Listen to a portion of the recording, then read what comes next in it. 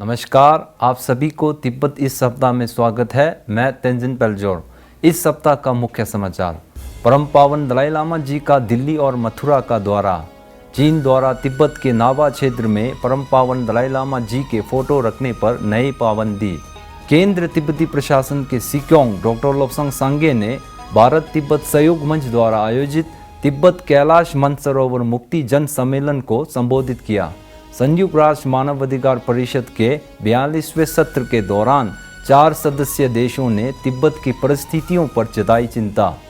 परम पावन दलाई लामा जी के चयन में हस्तक्षेप करने वाले चीनी अधिकारियों को नए विधायक द्वारा आगाह किया।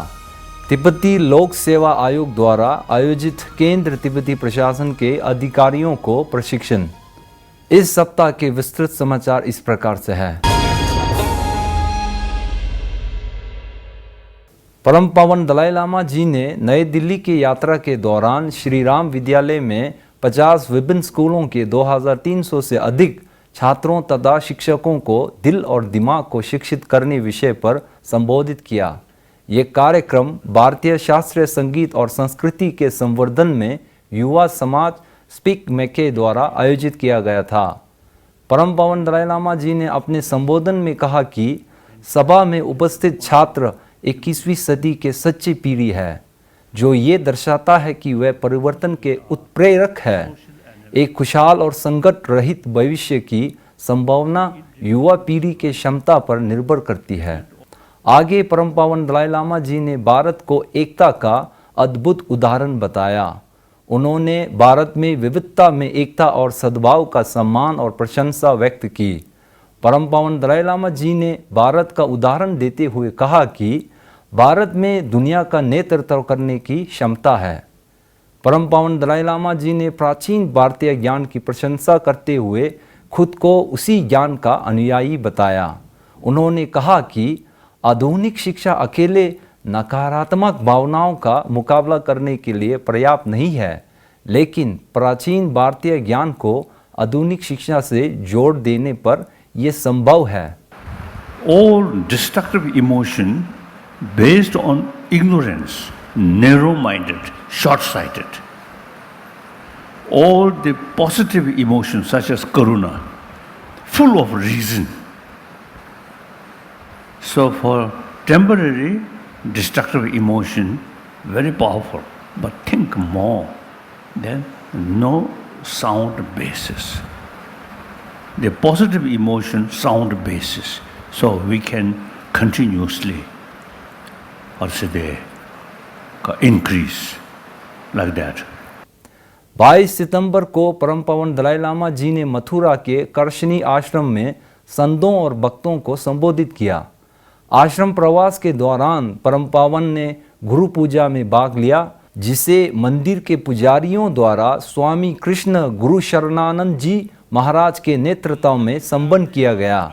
ये गुरु पूजा प्रबुद्ध आध्यात्मिक गुरुओं की परंपरा के प्रति आभार व्यक्त करने के लिए होती है। इस विस्तृत अनुष्ठान के बाद परम पावन ने वहां सभा को संबोधित किया और संस्कृत भाषा के प्रति अपना सम्मान और प्रशंसा व्यक्त की।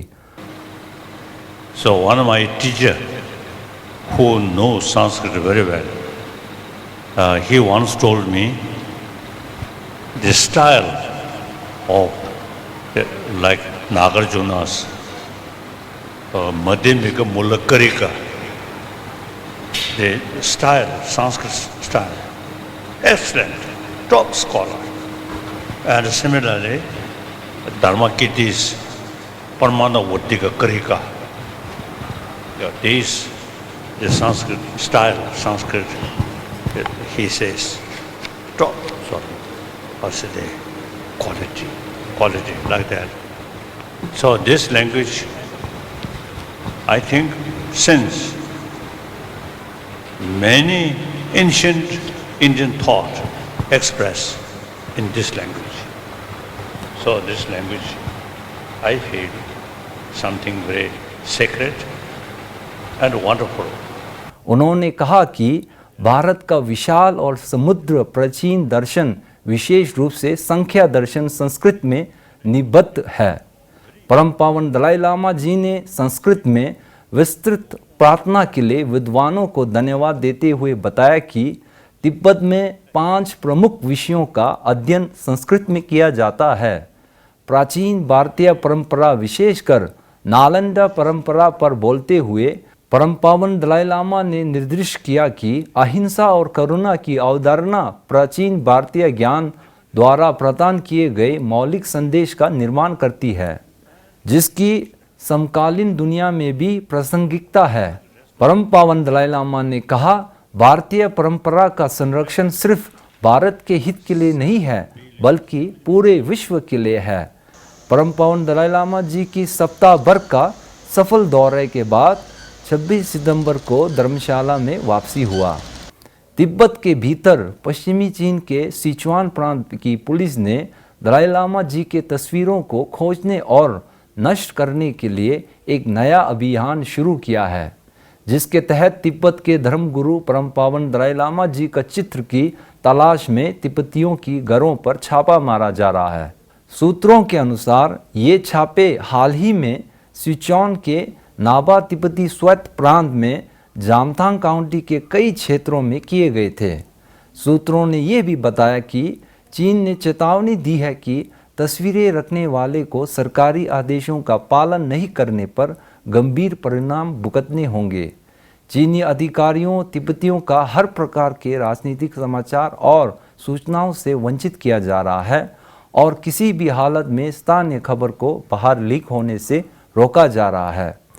केंद्र तिब्बती प्रशासन के सीक्योंग डॉक्टर लोब्संग सांगे ने भारत तिब्बत सहयोग मंच द्वारा नई दिल्ली स्थित इंदिरा गांधी राष्ट्रीय कला केंद्र में आयोजित तिब्बत कैलाश मानसरोवर मुक्ति जन सम्मेलन को संबोधित किया। इस कार्यक्रम में भारत तिब्बत सहयोग मंच के संस्थापक श्री इंद्रेश कुमार, लोकसभा सांसद और दिल्ली भारतीय जनता पार्टी के अध्यक्ष श्री मनोज तिवारी, भारत तिब्बत सहयोग मंच के कार्यकारी अध्यक्ष Shri Harjeet Singh Grewal, core group for Tibetan cause के राष्ट्रीय संयोजक श्री R.K. खिरमे, पूर्वकालीन श्रीमती डोलमा यरी तथा अन्य गणमान्य उपस्थित थे। सीक्योंग डॉक्टर लोब्संग सांगे ने अपने संबोधन में भारत तिब्बत सहयोग मंच की 20वीं स्थापना दिवस पर सभी कार्यकर्ताओं को बधाई देते हुए उनके तिब्बत आंदोलन में सक्रिय सहयोग की सराहना की। उन्होंने सन 1959 में तत्कालीन गृह मंत्री सरदार पटेल द्वारा भारतीय प्रधानमंत्री पंडित नेहरू को लिखे गए उस पत्र की विशेष रूप से चर्चा की, जिसमें तिब्बत पर चीनी आक्रमण और उसके भारत के लिए गंभीर परिणाम का उल्लेख था, जो बाद में सही साबित हुआ और आज भी भारत चीनी खतरे का सामना कर रहा है। उन्होंने बलपूर्वक कहा कि अपने सुरक्षा के लिए भारत को उत्तरी सीमा पर भारी खर्च करना पड़ रहा है। यदि तिब्बत आज़ाद होता तो भारत इस फिजूल खर्चे से बच जाता और इस संसाधन का उपयोग अन्य विकास कार्यों में किया जाता। सरदार वल्लभ भाई पटेल जी ने 60 साल अब पहले कहा कि तिब्बती लोग हमारे तरफ देख के विश्वास कर रहा है कि भारत कुछ करेंगे, चीन के चाल में नहीं घुसेंगे। अफसोस की बात यह है कि चीन ने तिब्बत को कब्जा किया और जो वल्लभ भाई पटेल जी ने उस समय कहा अब हकीकत हो रहा है। उस समय ये कहा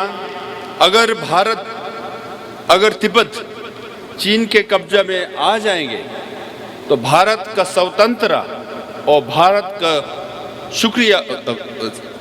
का सुरक्षा को भी डेंजर और थ्रेट हो जाएगा। आज यह हकीकत हो रहा है। माननीय इंद्रेश कुमार जी ने अपने संबोधन में भारत तिब्बत के सांस्कृतिक संबंध को हिमालय क्षेत्र में अचल स्तंभ बताते हुए चीन को चेतावनी दी कि परम पावन दलाई लामा जी के पुनर्जन्म की प्रक्रिया में अनावश्यक एवं अनैतिक हस्तक्षेप से स्वयं को दूर रखे, क्योंकि ये तिब्बत की सांस्कृतिक एवं धार्मिक परंपरा पर आधारित प्रक्रिया है। यह चीनी सत्ता का धर्म के नैतिक जीवन मूल्यों के अंदर क्रूर दखल है। और इसलिए भारत तिब्बत सहयोग मंच आज के इस अद्वितीय सम्मेलन के अंदर ये घोषणा करना चाहता है, तिब्बत की दलाई लामा चयन के अंदर चीन की दखल हम अस्वीकार करते हैं, कैंसल करते हैं। इसलिए दलाई लामा के चयन में चीनी दखल आप कहेंगे बंद करो या नहीं चलेगी, नहीं चलेगी। दलाई लामा के चयन में चीनी दखल नहीं चलेगी, नहीं चलेगी। इस कार्यक्रम के संदर्भ में भारत तिब्बत समन्वय केंद्र के समन्वयक श्री जिग्मे छुलरिम ने कहा, भारत में विभिन्न प्रकार के तिब्बती समर्थक संगठन है और उसमें एक मूल रूप से भारत तिब्बत सहयोग मंच का अद्वितीय योगदान रहा है। 1999 के 6 मई में इसका जन्म हुआ है और आज इसको लेकर 20 साल हुए हैं।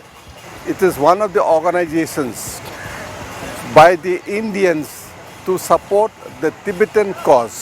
हम लोग यहाँ से कोलकाता वापस जाएंगे और यहाँ का जो मैसेज है, मैसेज ले जाके हम जन को सबको बताएंगे वहाँ कि हमको सबको आगे आके लड़ना है और तिब्बत की आज़ादी के लिए हमें मांग करनी है। भारत के तिब्बत समर्थक समूह youth liberation front for Tibet और नई दिल्ली स्थित भारत तिब्बत समन्वय केंद्र के संयुक्त तत्वाधान में आज़ाद तिब्बत का भारत में महत्व विषय पर खरमन गांव हरियाणा में तिब्बत जागरूकता कार्यक्रम आयोजित किया गया। संयुक्त राष्ट्र मानव अधिकार परिषद के 42वें सत्र में तिब्बत में मानव अधिकार की स्थिति पर 4 संयुक्त राष्ट्र सदस्य देशों ने अपनी चिंता व्यक्त की। संयुक्त राष्ट्र के सदस्य राज्यों और पर्यवेक्षक, जिनमें चेक गणराज्य, जर्मनी, फ्रांस, स्वीडन और यूरोपीय संघ ने तिब्बत की स्थिति पर चिंता व्यक्त की। इसके अलावा ऑस्ट्रेलिया, फिनलैंड, यूनाइटेड किंगडम और नॉर्वे ने भी चीनी अधिकारियों द्वारा मानवाधिकार के निरंतर उल्लंघन पर चिंता व्यक्त की।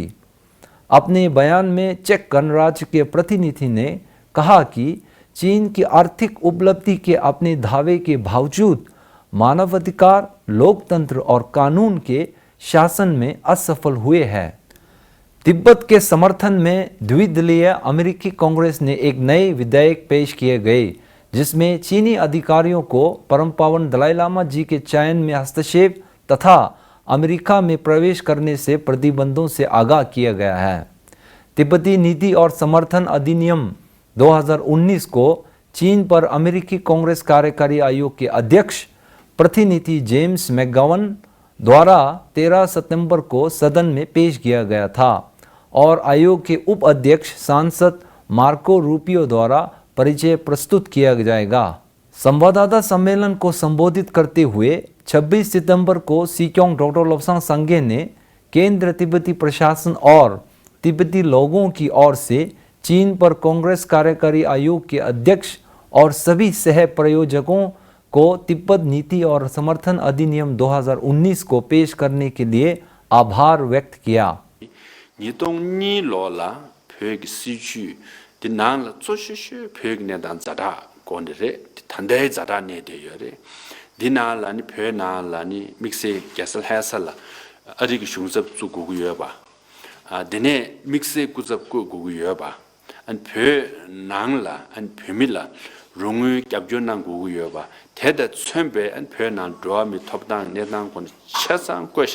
केंद्र तिब्बती प्रशासन के तिब्बती लोक सेवा आयोग द्वारा पिछले कई वर्षों से तिब्बती अधिकारियों को भारत के प्रतिष्ठित संस्थान जैसा नई दिल्ली स्थित भारतीय लोक प्रशासन संस्थान (IPA) और शिमला स्थित हिमाचल लोक प्रशासन संस्थान (HIPA) में नेतृत्व और प्रशासन के संदर्भ में प्रशिक्षण और कार्यशाला का आयोजित किया जाता है। इस प्रशिक्षण का मकसद तिब्बती कर्मचारियों की कौशल और ज्ञान को और मजबूत करवाना है। हाल ही में हिमाचल लोक प्रशासन संस्थान में क्षमता निर्माण हेतु 10 दिवसीय कार्यशाला तिब्बती प्रशासन के अनुभाग अधिकारियों और कार्यालय अधीक्षकों को दिया गया। इस प्रशिक्षण का आयोजन करने पर हिमाचल लोक प्रशासन संस्थान के निदेशक ने कहा, निर्वासित तिब्बत प्रशासन एवं निर्वासित तिब्बत सेवा आयोग के अनुरोध पर हिपा के द्वारा 10 दिवसीय प्रशिक्षण शिविर जो आयोजित किया जा रहा है। इस प्रशिक्षण शिविर में इनके द्वारा जो प्रस्तावित अधिकारी हैं, मुख्यतः सेक्शन ऑफिसर्स हैं, ऑफिस सुपरिटेंडेंट्स हैं, उनका प्रशिक्षण आज हिपा में यहाँ दिया जा रहा है। और इस 10 दिवसीय प्रशिक्षण शिविर में 4 मॉड्यूल मुख्यतः जिस पे ये प्रशिक्षण आधारित रहेगा, उस पर विचार होगा, विचार गोष्ठी होगी और उस पर वार्तालाप होगा। और विगत वर्षों में भी तिब्बत प्रशासन के द्वारा जो भी अधिकारियों का यहाँ पे स्पॉन्सर किया गया है, उन अधिकारियों को प्रशिक्षित किया गया है और इनका जो अनुभव रहा है काफ़ी सुखद अनुभव रहा है। और उसी के मद्देनज़र क्योंकि उनके ज्ञान में परिवर्धन हुआ है, परिमार्जन हुआ है और वो अधिक सक्षम अधिकारी के तौर पे देश और विदेश में भी सेटलमेंट ऑफिसर्स जो विदेशों में कार्यरत हैं, उनको कार्य करने में, उनकी कार्यकुशलता में इजाफा हुआ है, वृद्धि हुई है। इसी के साथ आज का समाचार समाप्त होता है। धन्यवाद।